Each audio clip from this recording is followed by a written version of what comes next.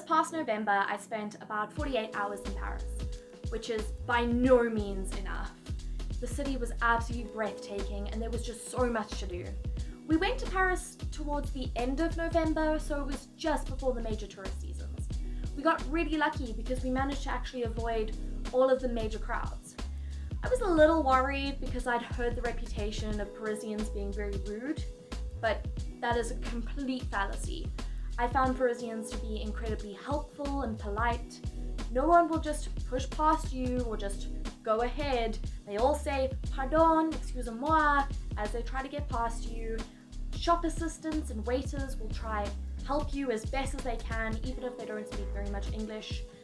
I mean, in the metro, we had a stranger come and explain to us exactly how it worked. There was another man who actually helped my friend carry her bags up the metro stairs. The only people I found to be a little rude were the ones who were actually working at the tourist destinations. Everyone else was incredibly polite, welcoming, and warm. The first day was mainly spent acclimatizing ourselves and trying to work out how to navigate a foreign city with just Wi-Fi and the metro. And the metro was kind of daunting at first. As a South African, particularly somebody who lives in Joburg, I've never really been exposed to big train systems, so I was a little bit worried. It was a very foreign concept to me. But once we actually worked out the metro, let me tell you, I was in love. The Paris metro might actually be my favorite thing about Paris. It is efficient, it is easy to use, they are everywhere.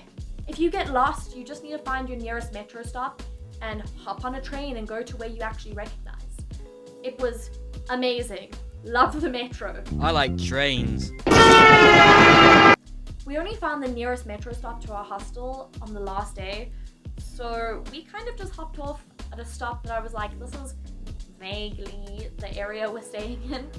So we had to carry all of our luggage for about 4 to 5 kilometers, which was okay because you're walking through Paris and Paris is beautiful. So once we got to the hostel and checked in and got ourselves settled, we decided we were going to take a walk to the Eiffel Tower because we were actually really close. And that was why we chose that hostel.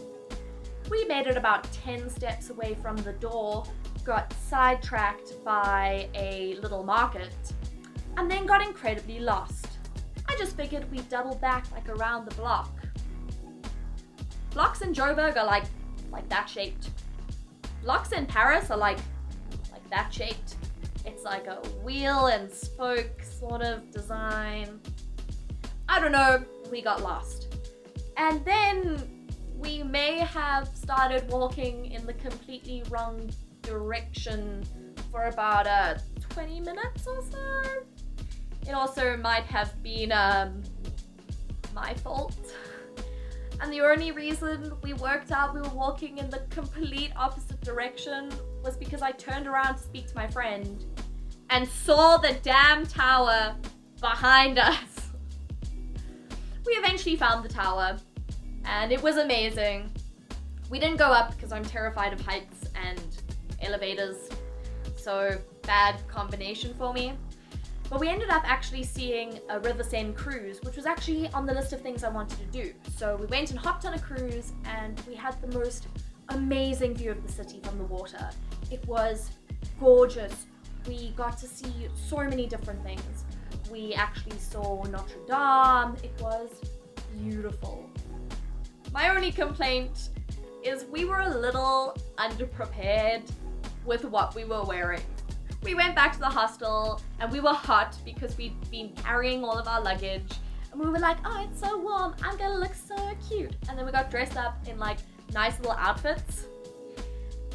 And then we sat on a boat on the open water and yeah, that wind just blew through us. But fortunately, I learned my lesson and the rest of that trip I wore no less than 5 layers. I had to learn it the hard way.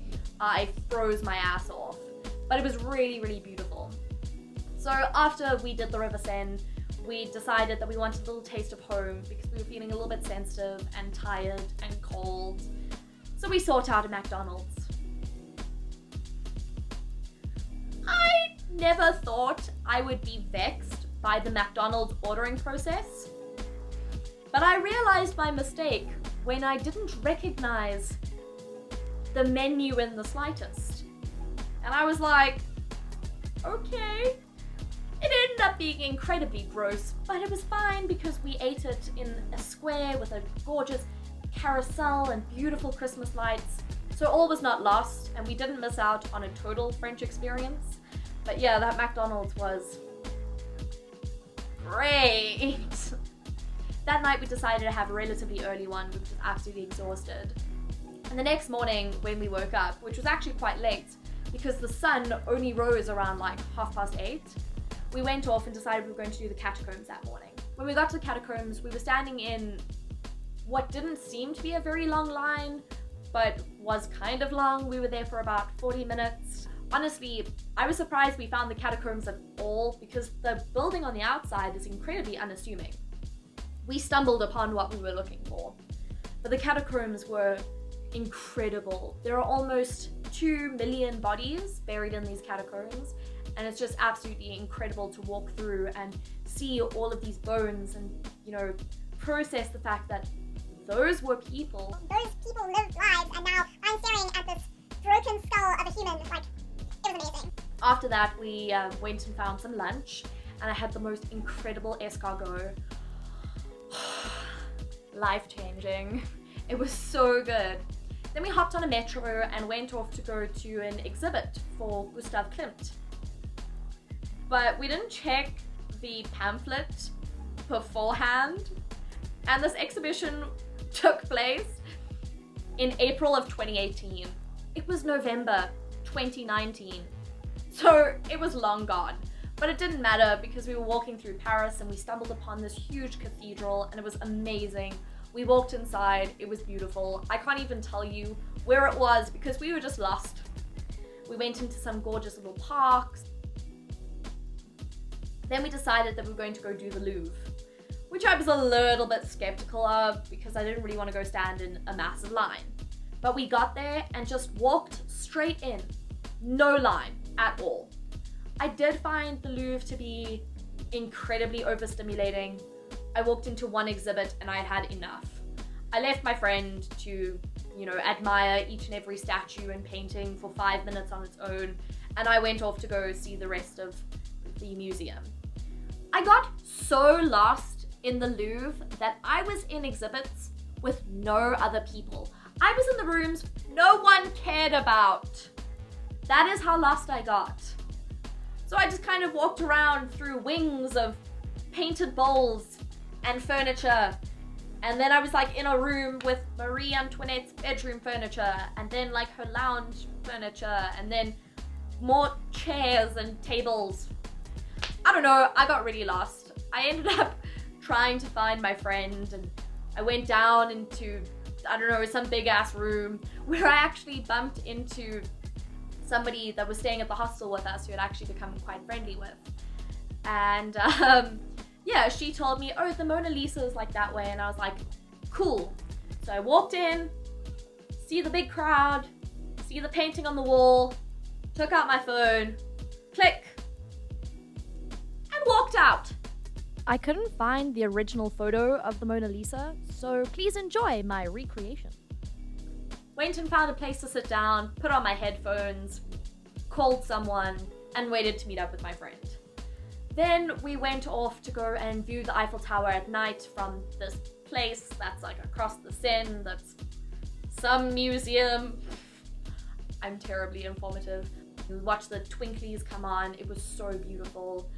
By this stage, I was absolutely starving. We went back to the hostel. I went off to some big ass vending machine that I'd found and went and got a ready meal pasta, and I ate that in the hostel. I woke up before everyone. It was about 7 in the morning, before Paris even woke up, before the sun was up. And I decided I was going to go off for a walk. So I showered, got dressed, everybody else was still asleep, and off I went. And the dude from the hostel was like, nothing's open.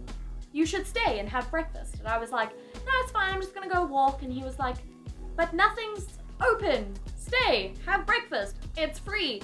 And I'm like, it's cool, I'm not gonna sit and eat cereal, I'm gonna go watch Paris wake up. And I was walking around and just completely alone on most of the streets, just watching the sun come up over Paris, and it was just beautiful. I was the first person into one of the patisseries as it was opening, and it just smelled so good, and I got croissants and pain au chocolat and chocolate eclairs and a little baguette. So I brought back to the hostel and I had breakfast with my friends, and it was just beautiful, excellent food. That baguette, I ate that whole baguette by myself, plain. It was just like this big, and I ate the whole thing, just bread.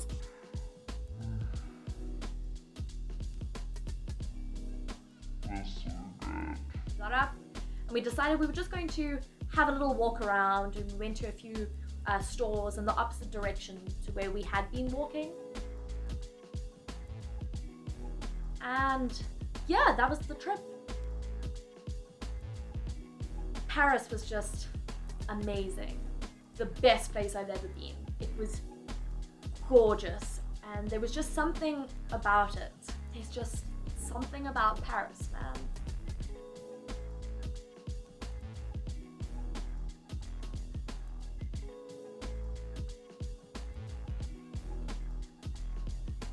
If you like this video, please give it a big thumbs up. And if you have anything to say, comment down below. And if you did like this video and you want to see more, please hit that subscribe button, because there is so much more to come about my trip to Europe in 2019.